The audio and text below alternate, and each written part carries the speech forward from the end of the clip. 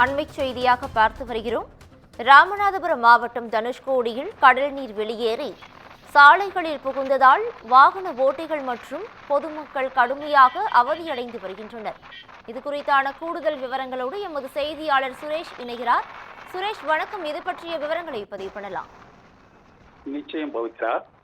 ராமேஸ்வரம் அடுத்துள்ள தனுஷ்கோடி, அரிச்சமுனை, மூன்றாம் சத்திரம் உள்ளிட்ட பகுதிகளுக்கு தினந்தோறும் பல்வேறு மாவட்டம் மற்றும் மாநிலங்களில் இருந்து ஏராளமான சுற்றுலா பயணிகள் சென்று செல்ஃபி புகைப்படம் எடுத்து செல்கின்றனர்.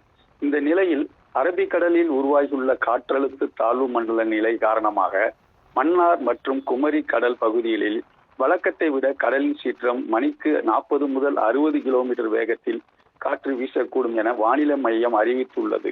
இந்த நிலையில் தனுஷ்கோடி பகுதியில் வழக்கத்தை விட காற்றின் வேகம் அதிகரித்து கடலின் சீற்றத்துடன் வருவதால் மட்டுமல்லாமல் கடலின் அலைகள் 5 அடி உயரத்திற்கு மேல் ஆக்ரோஷமாக எழுந்து வருகிறது.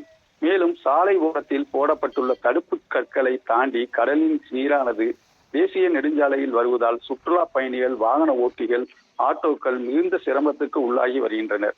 மேலும் ஆக்ரோஷமான எழுந்து வரும் இந்த கடல் அலையின் ஆபத்தை உணராமல் சுற்றுலா பயணிகள் செல்ஃபி புகைப்படம் எடுத்து செல்கின்றனர்.